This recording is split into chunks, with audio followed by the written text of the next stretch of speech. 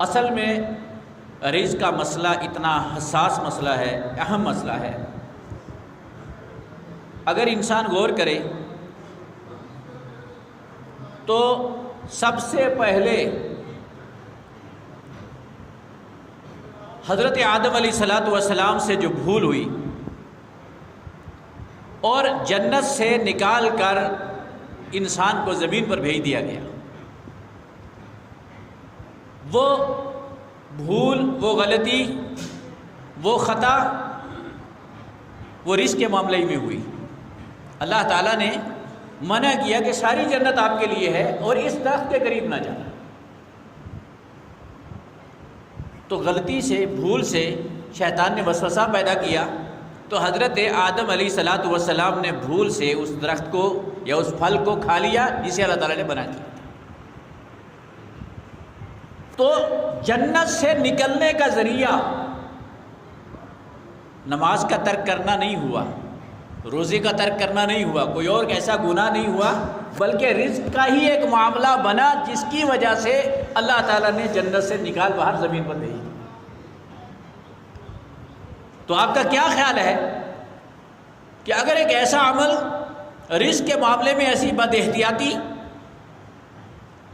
کہ جس کی وجہ سے جنت سے نکال باہر کیا گیا، اور اب اگر آدمی اس میں احتیاط نہ کرے تو کیا اس بد احتیاطی کے باوجود جنت میں داخل ہو سکتا ہے؟ جنت میں جا سکتا ہے انسان؟ کیونکہ اسی وجہ سے نکالا گیا، تو اس کے بد احتیاطی کے ہوتے ہوئے پھر جنت میں کیسے جا سکتا ہے؟ اسی لیے نبی کریم صلی اللہ علیہ وسلم نے ارشاد فرمایا کہ جس کا جسم مال حرام سے پلا ہو، اس بات کے زیادہ لائق ہے کہ جہنم کی آگ ہی اس کو جلائے، جہنم کی آگ ہی اسے جلائے، وہ آدمی جنت میں جا نہیں سکتا، جنت میں داخل نہیں ہو سکتا۔ اس لیے ہماری عبادات اور ہمارے سارے معاملات یہ جڑے ہوئے ہیں، ہمارا ذکر، ہمارے قرآن کی تلاوت، ہمارے اخلاقیات، یہ ہمارے رزق کے ساتھ جڑے ہوئے ہیں۔ ہمارا رزق پاکیزہ ہے، ہماری معیشت پاکیزہ ہے، ہمارا رزق صاف اور ستھرا ہے، تو اللہ تعالیٰ ہماری عبادت کو قبول کرتا ہے، اللہ رب العالمین ہماری دعاؤں کو قبول کرتا ہے، اللہ تبارک و تعالیٰ ہماری تلاوت کو قبول کرتا ہے۔ حضرت سعد بن ابی وقاص رضی اللہ تعالیٰ عنہ نے اللہ کے نبی صلی اللہ علیہ وسلم سے عرض کی کہ یا رسول اللہ صلی اللہ علیہ وسلم، مجھے کوئی ایسا عمل بتلائیے کہ جب میں دعا کروں تو اللہ تعالیٰ میری دعا قبول فرما لے، جب میں دعا کروں اللہ تعالیٰ میری دعا قبول فرما لے۔ اللہ کے نبی صلی اللہ علیہ وسلم فرمایا، اپنے رزق کو پاکیزہ کر لو، اپنے رزق کو حلال کرو۔ اگر آپ کا رزق پاکیزہ ہو جائے گا، آپ کا رزق حلال ہو جائے گا، آپ کا رزق بالکل صاف ہو جائے گا، اللہ تبارک و تعالیٰ کے ہاں مستجاب الدعا ہو جاؤ گے۔ جیسے ہی دعا کرو گے اللہ تعالیٰ دعا قبول فرمائے گا۔ آج آدمی بڑی لمبی چوڑی دعائیں کرتا ہے، گریہ زاری کرتا ہے، رو رو کے دعائیں مانگتا ہے، دن رات دعا کرتا ہے، سفر میں دعا کرتا ہے، لوگوں سے دعائیں کرواتا پھرتا ہے، لیکن اس کے حالات نہیں بدلتے، تبدیلی نہیں آتی، قبولیت نہیں ہوتی۔ اللہ کے نبی صلی اللہ علیہ وسلم نے ارشاد فرمایا کہ ایک آدمی سفر میں ہے، اور سفر وہ جگہ ہے کہ جہاں آدمی دعا کرتا ہے تو اللہ تعالیٰ دعا قبول کر لیتا ہے، لیکن وہ آدمی پرانے لباس کے ساتھ، گرد و غبار کے ساتھ، سفر کی اس حالت کے باوجود دعا کرتا ہے، ہاتھ بلند کرتا ہے، فَأَنَّا يُسْتَجَابُ لَهَا مَطْعَمُ حَرَامٌ وَمَلْبَسُ حَرَامٌ۔ اللہ کے نبی صلی اللہ علیہ وسلم نے فرمایا کہ وہ آدمی دعا کرتا ہے اور اس کا لباس بھی حرام کا ہے، اس کی غذا بھی حرام کی ہے، اس کی معیشت حرام کی ہے، فَأَنَّا يُسْتَجَابُ لَهَا، اس کی دعا کیسے اللہ کے ہاں قابل قبول ہوتی ہے؟ تو میرے بھائی اور بزرگوں، اپنے اندر اگر تبدیلی پیدا کرنا چاہتے ہیں، اگر ہم چاہتے ہیں کہ ہم تبدیل ہوں، ہمارے اندر واقعتاً تبدیلی پیدا ہو، تو سب سے پہلے اپنی معیشت کو درست کریں۔ معیشت کا اثر، ہمارے رزق کا اثر ہماری عبادات پہ پڑتا ہے، ہمارے رزق کا اثر ہماری زبان پہ پڑتا ہے، ہمارے قول پہ پڑتا ہے، ہمارے وعدے پہ پڑتا ہے۔ ہم وعدے کرتے ہیں، ہم مکر جاتے ہیں، ہمیں اس کا احساس نہیں ہوتا، ہم کسی وعدے کو پورا نہیں کرتے، ہم زبان کی سچائی پہ قائم نہیں رہ سکتے، ہم کسی عمل میں ثابت قدم نہیں رہ سکتے، ارادے کرتے ہیں ٹوٹ جاتے ہیں۔ وجہ کیا ہے؟ وجہ یہ ہے کہ ہمارے اندر اس کے حلال نہیں ہے جو استقامت پیدا کرے، ہمارے اندر اس کے حلال نہیں ہے کہ جو ہمیں وعدوں کو پورا ہونے پر مضبوط کرے، ہمارے اندر اس کے حلال نہیں ہے جو ہمیں عبادتوں پہ استقامت عطا کرے۔ فجر کی نماز کے لیے بیدار ہونا، عشاء کی نماز رات کی تاریکیوں میں جا کے پڑھنا، سختی میں گرمی میں سستی میں ہر وقت عبادت پہ قائم رہنا، یہ رزق حلال ایسی چیز ہے جو اس میں مؤثر ہوتا ہے، اثرات پیدا کرتا ہے۔ اور اسلاف اس سے بہت بچا کرتے تھے کہ کوئی حرام کا لقمہ مشتبہ چیز بھی ان کے پیٹ میں چلی جائے۔ حضرت ابوبکر صدیق رضی اللہ تعالیٰ عنہ کو مشہور واقعہ کہ جن کا مقام عالی کیا ہے، جن کی شان و مرتبہ کیا ہے، ایسے ہی نہیں اللہ تعالیٰ نے ان کو عطا کیا۔ اللہ کے نبی صلی اللہ علیہ وسلم نے فرمایا میں نے سب کا قرضہ چکا دیا، میں نے سب کے حقوق ادا کر دیے، لیکن صدیق اکبر کا قرضہ میں نہیں چکا سکتا، کیونکہ صدیق نے اپنا مال، اپنی جان، ہر چیز جب بھی اللہ کے دین کو ضرورت پڑی تو قربان کر دیا۔ یہ مقام تھا صدیق اکبر رضی اللہ تعالیٰ عنہ کا۔ اور احتیاط کیا تھی، ایک مقام کیوں ملا؟ فرماتے ایک مرتبہ ان کا غلام کوئی کھانا لایا، اس کے بعد وہ کھانا پیش کیا تو انہوں نے وہ کھانا کھایا۔ کھانا کھانے کے بعد اس نے ایک عرض کی کہ میں نے یہ جو کھانا تھا وہ جاہلیت کے زمانے میں کوئی کہانت کیا کرتا تھا، کہانت کوئی یہ غیب کی خبریں وغیرہ بتاتے ہاتھ دے کر، اور یہ اشارے اور یہ ستاروں کے حال، اس کو کہانت کہتے ہیں، اور یہ منع ہے اسلام کے اندر۔ اس نے کہا میں جاہلیت میں یہ کام کرتا تھا تو کسی آدمی کے کچھ پیسے مزدوری باقی تھی تو وہ اس نے مجھے دی اور اس کا ہی میں نے یہ لایا اور آپ کو کھلایا۔ تو حضرت ابوبکر صدیق رضی اللہ عنہ نے فرمایا کہ تب تو یہ حرام ہے، تب تو یہ حرام ہے جو تم نے مجھے کھلا دیا۔ اسی وقت اپنے حلق میں انگلی ڈالی، حلق میں انگلی ڈالی اور جو کھایا تھا اس کو کہہ کرنے کی کوشش کی، باہر اگل دینے کی کوشش کی۔ کہتے ہیں وہ حلق سے نہیں نکل رہا تھا، پھر انہوں نے پانی منگوایا، پانی منگوا کے خوب پیٹ بھر کے پانی پیا، پھر انگلی ڈالی اور جو کھایا تھا اس کو کہہ کر دیا، اس کو کہہ کر دیا، اور فرمایا صدیق کے لائق نہیں ہے کہ اس کے پیٹ میں حرام کا لقمہ رہے۔ سلف نے فرمایا کہ آدمی اگر حرام کا لقمہ کھاتا ہے تو 40 دن تک اس کی عبادت پر اس کا اثر پڑتا ہے، 40 دن تک اس کی عبادت پر اس کا اثر پڑتا ہے۔ آپ اندازہ لگائیں، ایک چیز کھا لی تھی بھول سے تو کیا ضرورت پڑی تھی انہیں؟ اللہ تعالیٰ معاف کرنے والا تھا، معاف کر دیتا، توبہ کر لیتے، غلطی سے کھا لی، لیکن اس کے باوجود بھی انہوں نے یہ برداشت نہیں کیا کہ میرے پیٹ میں یہ مشتبہ، یہ حرام کا لقمہ باقی رہے۔ میرے بھائی اور بزرگوں، اس لیے اگر ہم اپنی عبادتوں میں مضبوط ہونا چاہتے ہیں، اللہ تعالیٰ نے رزق حلال کے بے شمار وسائل اور اسباب پیدا کیے ہیں، ذرائع پیدا کیے ہیں۔ آپ کوشش کریں، آپ محنت کریں۔ اللہ تعالیٰ نے کسی بھی شخص کو جس کو پیدا کیا اس کا رزق کا انتظام کیا ہے۔ انسان جلد بازی کر لیتا ہے، انسان غفلت کا شکار ہو جاتا ہے۔ الشیطان یعدکم الفقر، فرمایا شیطان آ کے تمہیں فقر کا وعدہ دیتا ہے کہ تمہارا مال کم ہو جائے گا، یہ حرام کام کر لو، یہ رشوت کا مال لے لو، یہ سود اور بیاج کا پیسہ لے لو، ورنہ بچوں کو کہاں سے کھلاؤ گے، فلاں فیس بھرنی ہے، فلاں یہ کرنا ہے، فلاں وہ کرنا ہے، بیٹوں کی شادی کرانی ہے، بچیوں کی شادی کرانی ہے۔ یہ سارے خیالات تمہارے دل میں ڈال کر الشیطان یعدکم الفقر، شیطان تمہیں فقر اور خوف کا وعدہ دلاتا ہے کہ تمہارا مال کم ہو جائے گا، تمہاری عزت ختم ہو جائے گی، تمہارے پاس کچھ نہیں رہے گا تو تم کیا کرو گے؟ اللہ تعالیٰ قرآن مجید میں ارشاد فرماتا ہے وَمَا مِن دَابَّةٍ فِي الْأَرْضِ إِلَّا عَلَى اللَّهِ رِزْقُهَا۔ یاد رکھو روئے زمین پر تم نہیں، جتنے بھی جاندار ہیں، جتنے بھی جینے والی چیزیں ہیں، چاہے وہ خشکی میں ہیں، وہ ہواؤں میں ہیں، وہ فضاؤں میں ہیں، وہ دریاؤں میں ہیں، وہ بحر و بحر کے اندر ہے، اللہ تعالیٰ نے ان کے رزق کی ذمہ داری لی ہے۔ کون ہے جو ایک ایک مچھلی جو سینکڑوں ٹن غذا کھا جاتی ہے، خوراک کھاتی ہے، ان کو خوراک مہیا کرنے والا کون ہے؟ کون ہے وہ جانوروں کے جھنڈ جنگلوں میں رہنے والے کہ جو اپنا رزق اپنے پیٹھ کے اوپر نہیں اٹھا سکتے، جمع کر کے نہیں رکھتے، ان کو کھلانے والا کون ہے؟ اللہ تبارک و تعالیٰ رزاق ہے۔ میرے بھائیو، ہمیں عقیدہ توحید جس طریقے سے ہم اللہ کو ایک مانتے ہیں، اللہ کو وحدہ لا شریک مانتے ہیں، اللہ کو بے نیاز مانتے ہیں، اسی طرح کا عقیدہ رزق کے معاملے میں اللہ پر ہمیں رکھنا ہوگا۔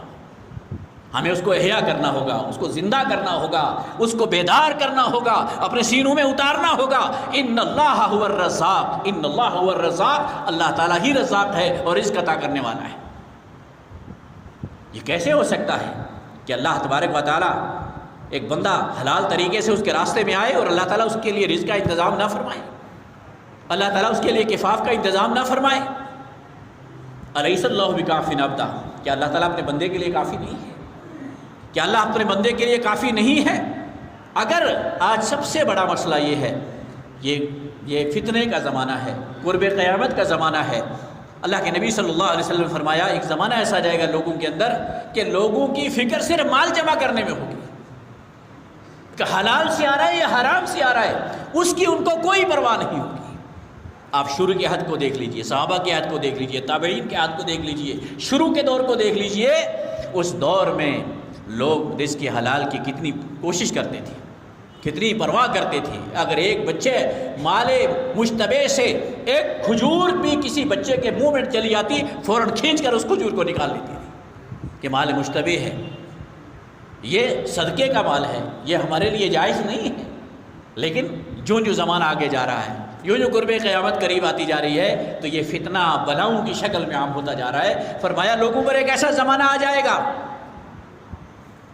لوگ مال کو صرف جمع کرنے کی فکر میں ہوں گے، وہ حلال سے آ رہا ہے یا حرام سے آ رہا ہے، اس کی ان کو کوئی فکر نہیں ہوگی۔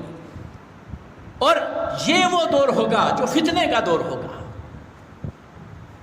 اس لیے میرے بھائیوں اور بزرگوں، اللہ کے نبی صلی اللہ علیہ وسلم نے ارشاد فرمایا قیامت کے دن ہمیں اس کے بارے میں سوال کیا جائے گا، اس کے بارے میں پوچھا جائے گا، اور یہ اتنا اہم مسئلہ ہے جو بنیادی سوالات ہوں گے قیامت کے دن۔ اللہ کے نبی فرمایا ابن آدم اپنے قدم کو نہیں اٹھا سکے گا۔ آج تو ہم سمجھتے ہیں کہ نیکی صرف نماز پڑھنے میں ہے، نیکی صرف حج عمرے کرنے میں ہے، فلاں نے اتنے حج کر لیے، فلاں نے اتنے عمرے کر لیے، فلاں 5 وقت کا نمازی ہے، فلاں جو ہے زبان کا بڑا صحیح ہے۔ دین تمام شعبوں کو ملا کر چلنے کا نام ہے۔ جہاں ہماری عبادت خالص ہو، جہاں ہمارے ارکان اسلام خالص ہو، وہیں پر ہماری معیشت اور ہمارا رزق بھی خالص ہو، وہاں ہمارے معاملات بھی خالص ہو، وہاں کسی کا حق ہمارے اوپر نہ ہو،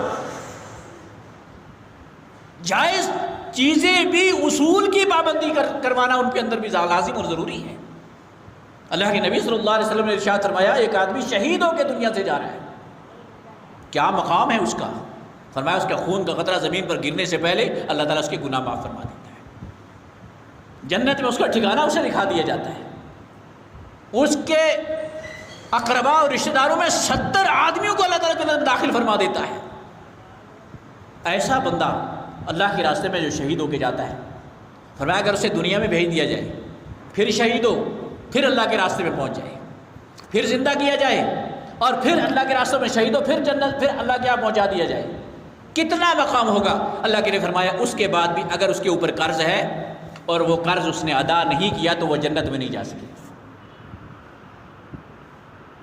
3 مرتبہ آپ نے فرمایا اتنا بڑا عمل لے کر، اتنی بڑی قربانی لے کر، اتنا بڑا عظیم جہاد کرنے والا انسان اللہ کی عدالت میں جنت میں نہیں جا سکے گا جب تک کہ لوگوں کا مال جو لیا ہے وہ واپس نہ کرے، جو قرض لیا ہے وہ ادا نہ کرے۔ تو دین ایک کل کا نام ہے، ایک جز کا نام نہیں ہے۔ جہاں ہماری عبادت ہو، خالص ہو، وہاں ہمارا رزق، ہماری کمائی، وَجْعَلْنَا اللَّيْلَ لِبَاسًا وَجْعَلْنَا النَّهَارَ مَعَاشًا، فرمایا ہم نے رات کو سونے کے لیے بنایا ہے اور ہم نے دن کو کمانے کے لیے بنایا ہے۔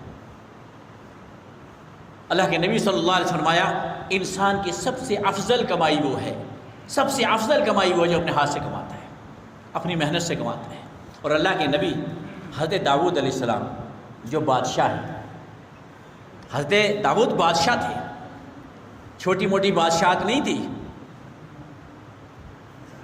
ہزاروں سینکڑوں میلوں کے مالک تھے، مشرق اور مغرب کے بادشاہ تھے، اللہ نے نبوت بھی عطا کی تھی، اللہ تعالیٰ نے بادشاہت بھی عطا کی تھی، اس کے باوجود اللہ کے پاک پیغمبر محمد رسول اللہ صلی اللہ علیہ وسلم فرماتے اپنے ہاتھ سے جو کماتے وہی کھاتے، رزق کی پاکیزگی کا، کسب حلال کی پاکیزگی کا یہ عالم تھا، تو عرض کر رہا تھا کہ ابن آدم کی قدم قیامت کے دن ہم اسے معمولی سمجھتے ہیں، اللہ کے نبی صلی اللہ علیہ وسلم نے فرمایا ابن آدم کے قدم اٹھ نہیں سکیں گے، آدمی اپنے قدم کو آگے چلا نہیں سکے گا، آدمی 2 قدم آگے نہیں چل سکے گا جب تک کہ 5 چیزوں کے بارے میں جواب نہ دے.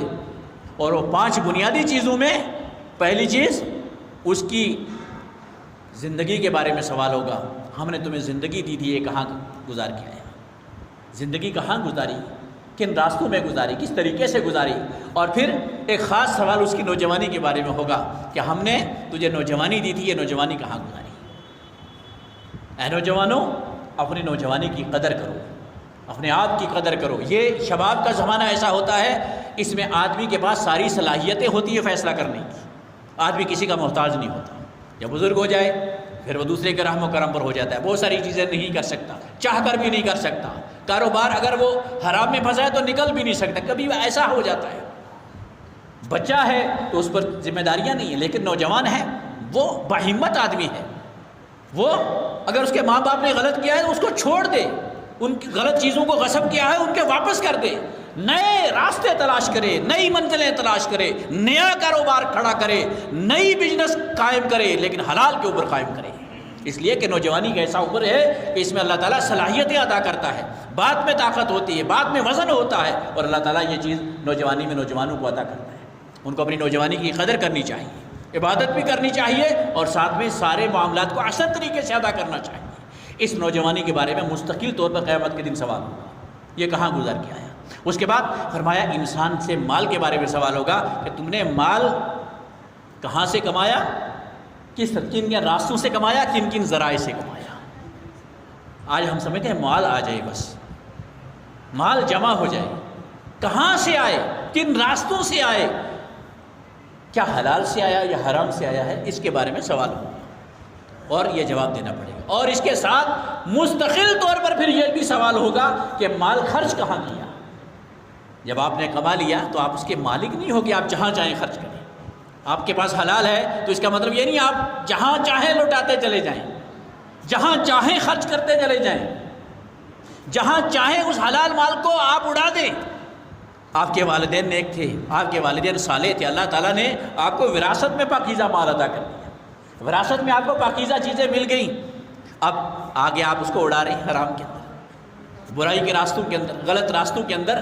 تو فرمایا کہ انسان سے سوال کیا جائے گا مال کے بارے میں کہ مال کمایا کن راستوں سے، اس کے بارے میں سوال کیا جائے گا، اور کن راستوں میں اس نے خرچ کیا اس کے بارے میں بھی انسان سے سوال کیا جائے گا. میرے بھائی اور بزرگوں، اس لیے ہم میں سے ہر آدمی اپنا تجزیہ کرے، اپنے آپ کی اصلاح کی فکر کرے. اس کے پاس تھوڑا ہی ہو لیکن وہ اللہ کے ہاں بہت بڑی قدر و قیمت والے ہیں. اللہ کے نبی جناب محمد رسول اللہ صلی اللہ علیہ وسلم نے فرمایا کہ ایک انسان اس کے پاس کچھ نہیں ہے، وہ جنگل سے لکڑیوں کا ایک گٹھا اپنی پیٹھ پر اٹھا کر لاتا ہے اور اسے بیچتا ہے، تو فرمایا یہ عمل اس کا اس سے کہیں زیادہ بہتر ہے کہ وہ آدمی سوال کرے، لوگوں کے در پہ جائے اور بھیک مانگے اور کوئی اسے دے اور کوئی اسے نہ دے. یہ پاکیزہ عمل ہے، یہ اللہ کے ہاں محبوب عمل ہے کہ وہ اپنے پیٹھ پر لکڑیاں بیچ کر اپنا گزارا کرے. اللہ تعالیٰ اس کے لیے بھی اس کے رزق میں برکتیں پیدا فرما دے.